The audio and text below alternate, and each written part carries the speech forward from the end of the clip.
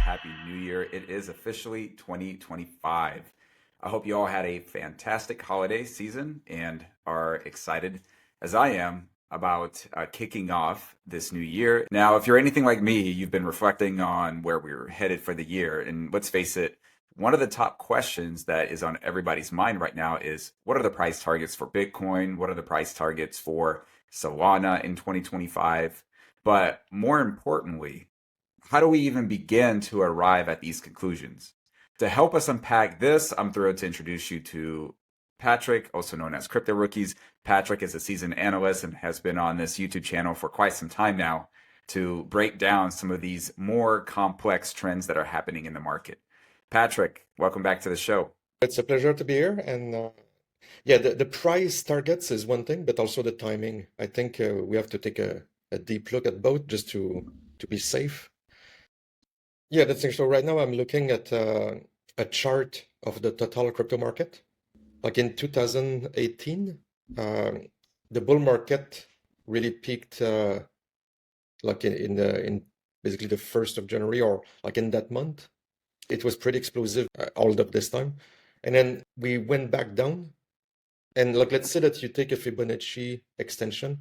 So what you do is you go from the peak and then you drag down to the bottom. And then you can see that the next peak in the month of November 2021, which was the peak of the last bull market. And this was pretty much at the 4.618 Fibonacci extension. So, and then let's say that we do the exact same thing from peak to bottom. And then the 4.618 this time, if it were to gather that much in terms of the Fibonacci extension, it would bring us to a total market cap of crypto for like about 11 trillion. There are diminishing returns though, because in order to grow the size of the market that much, it's a lot more money than the last time around, obviously. So maybe it will be between the 3.618 and the 4.618. So it would be maybe between 9 and 11 trillion dollars. And because of the institutional player getting involved now, I think it seems possible, in my opinion. So now the question is, every 4 years we have the peak of the bear market and all that stuff. But the peak was in November of 2021. So that brings us to potentially another peak, maybe around November 2025 for the 4-year cycle. So we still have basically around 300 days left if it were to peak around November. And I think like if you look at the past cycle, it's often around October to November, the year after the US election. So that's not impossible that it's true. On the other end, there was a peak of the bull market around May of 2021 last time. And then the summer was pretty rough. And then it went back. But, like between the two peaks, like the one in May and the one in November, the difference was not massive. It was just an extra 17% or so. And meanwhile, you had a pretty massive correction like between this peak and the bottom part of the summer, well, 56%. So do you really want to take the risk that maybe the summer is another kind of bad downturn like this and it takes several months just to get an extra 17%? That's the big question for me right now. So it's possible that, the true peak might be again around November or October, December next year in 2025, or it could be as early as May or April of this year. The cycle before that, we didn't have that type of dip in the summertime. Is that correct? That is correct. The last time, yes. So, in other words, if we're under the impression that we're going to do the same thing as we did last cycle, then yes, we should be prepared that the market will drop down. But if we're mimicking a cycle that may be previous to the last one, then it doesn't necessarily mean that the market would dip. Yeah, there's no guarantee. But a lot of assets manager take the summer off for vacation and stuff. And that's the commonly accepted like theory or assumption. And it often works. But the thing is that if you look at the actual stock market, that doesn't seem to hold true that much. It's often that you still get quite a decent growth during the summer months. So for me, I'm not sure. But all I want to say is that I'm not sure I'm gonna take the full risk of being fully exposed by mid-April, I would say.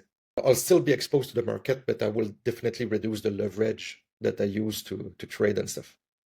Okay, so your game plan for the year is by mid-April to start taking profits, and then we top off again in the fall.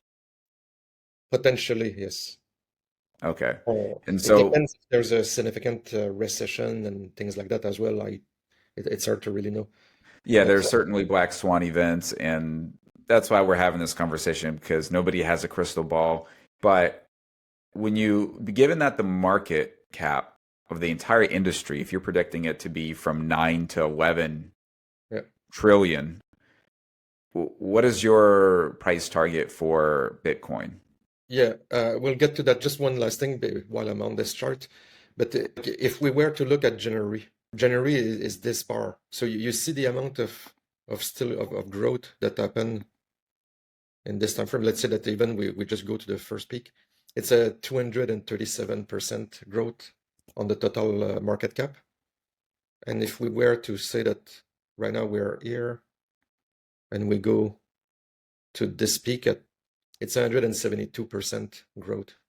So that's why I think it's not impossible we'll reach that point somewhere around April, which is quite significant. Maybe it's not true and it will be in between, and then maybe it's around November that will go back to peak around that point in time. But all I'm saying is that I will not say that it's improbable because it happened in the past. And And that's within a span of 4 months, you think that we can reach that type of market cap? yeah, exactly. I think it's not impossible because of the amount of institutional player that are dealing with such large amount of money. We have way bigger player coming in this arena right now.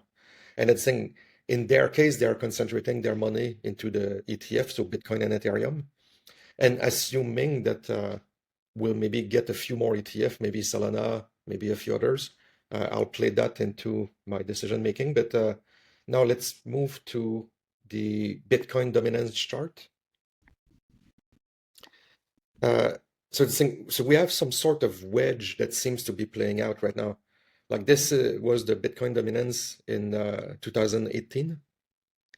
So like in the peak of the bull market, like Bitcoin usually run first, and then the dominance start to collapse, and this is when the alt markets start to increase massively. So there's a transition between the two usually. And then the thing, as you see, we peaked on the Bitcoin dominance like on the like January 2021, and then we crashed really rapidly, like in a matter of just it's basically just 120 days, like 3 months, that the dominance went down so quickly. And I think when the dominance go down that quickly, it's the total market cap, the total tree that is growing up like crazy.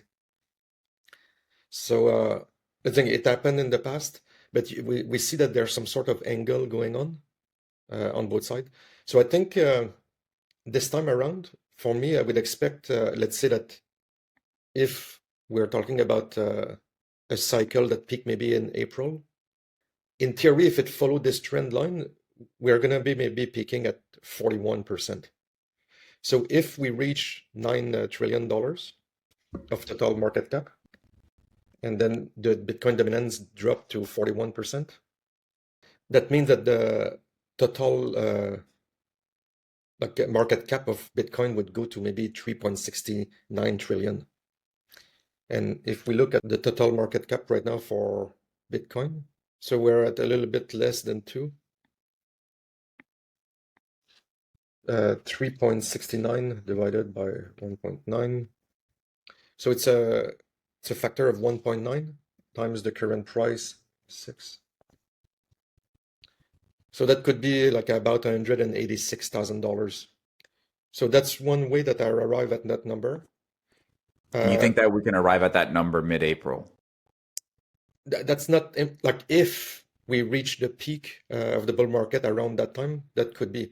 Otherwise, if we move and it's more like around like November. And another question for you. Do you anticipate that the Bitcoin dominance would hit that support line by mid-April? Is that your theory? If we were to look at this, it happened in May of 2021.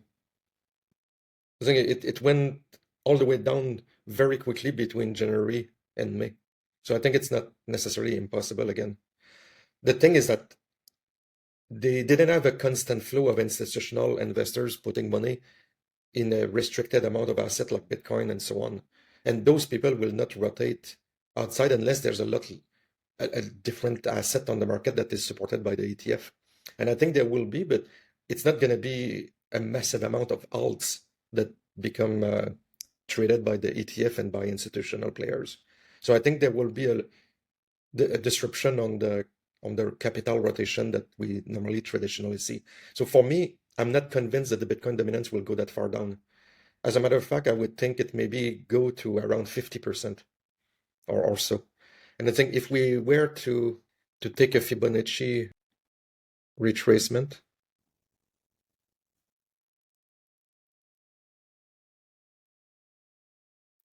okay, so it this point, and then now the question is, well, we are not at the peak yet, but assuming we go, or maybe we, like in the theory that we already reached the Bitcoin dominance, then we're here, and then the 50% is around there at 50%. So that if we retrace on the Fibonacci by the halfway mark, it's about 50%. If we go a little bit further down to the 618, we're talking about 47.3. So if we were to do that, that means that the total market cap of 9 trillion times 46 instead, it's a 4.14 divided by 1.9 and times 26. So in this case, we're going to $210,000 per Bitcoin. And I think that is under the assumption that we may not reach a Bitcoin dominance that go that much down because a lot of the capital money from institutional player may not rotate out. And I think we did form the peak of the Bitcoin dominance ended up at a decent Fibonacci zone, but also we seems to have done a lower high. So, and right now we're on the way down again. So I think it's not impossible that we already reached the peak of the Bitcoin dominance back in November. And if you look at the Bitcoin chart itself, it's a bit messy also, but if you just do a Fibonacci retracement also between the last peak and this zone,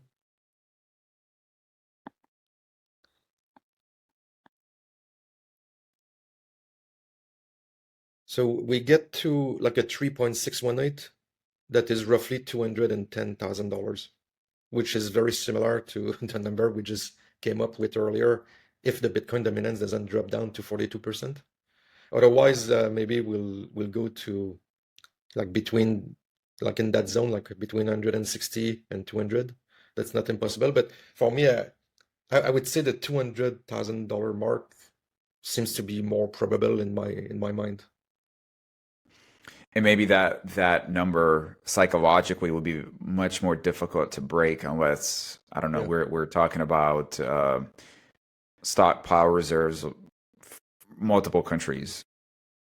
That's the big question. I think if the US do end up doing a Bitcoin strategic reserve and they stack up to the level that they want, I think breaking 200K and going to the 400K or more is very possible this cycle because we may not have a bear market that quickly, because if we start moving in a similar fashion as the stock market, it could last for many years. So that's possible we break the 4-year cycle with this. Otherwise, if the US doesn't do that Bitcoin strategic reserve, but the other country still stack up quite a lot, and right now we see that there was one country that just announced that they've been stacking up Bitcoin, and it's one of the Middle East country. Anyway, in that scenario, I think it's possible that 200K is more likely. What about Solana? Yeah, so if we look at Solana, I think this cycle it's performing a lot better than Ethereum. And what is keeping up Ethereum right now doing well is because of the ETF and the institutional money. But I think the metrics of Solana are like combined, like it's better than every other blockchain on the market together.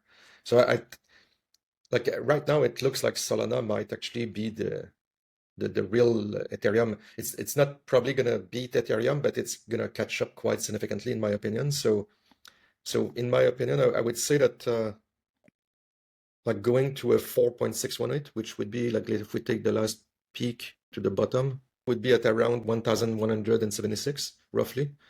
And then if we go a little bit below that, it's still like probably $900. So to me, that would be approximately the range that I would expect for Solana because it's just so strong this cycle. And I think it's very possible we get a Solana ETF with Trump in power because I think the metric of Solana is just incredible. But So from a yeah, technical perspective, Patrick, from a technical analysis perspective, I should say, when you look at the Ethereum Bitcoin chart, I don't know. To me, it seems like there is more opportunity than the Solana Bitcoin chart. But please correct me if I'm wrong here. I don't know if you've actually looked at both of these. yeah. But assuming that I'm right that Solana goes to 1,000, right now we're at basically 200, and so it's a 5x. If we go to Ethereum, for me, the top case would be about $15,000 ish, about. So, okay, let's say $15,000 what we get for the peak of Ethereum. 3, 4, 62. Yeah, it's a 4x as opposed to a 5x. Yeah, it's still kind of in the ballpark, to be honest, but yeah. Do So you have a time prediction for Solana in terms of the numbers that you mentioned? yeah. The thing for me, it will be with the top of the total crypto market. So I would say by April, I'm gonna start to deleverage my positions, and I will still keep a lot of position open in case that we keep going up during the summer and to the next year, but like until November. But um, yeah, I think we'll reach most of the growth between now and April, May, which Wow. is gonna Okay. happen very quickly. So. So I guess we need to start moving. Yeah, I don't think there's that much time left, to be honest. Patrick, thanks so much for the insights. Really appreciate you sharing all this amazing information with us. So Bitcoin price prediction around 200,000 by November-ish. Solana price prediction around 900 to 1,000 by November. Does that sound about right? Depending on the market condition, we'll see. It may drag to November, but the thing I would expect most of the growth will have happened already by May or April. Yeah. Well, it's always great to get this kind of information. Obviously, none of this is financial advice. And if you've enjoyed this video and you like this type of content, please consider subscribing to the channel, like the video, leave us a comment. What do you think about the price targets? And we'll catch you guys in the next one.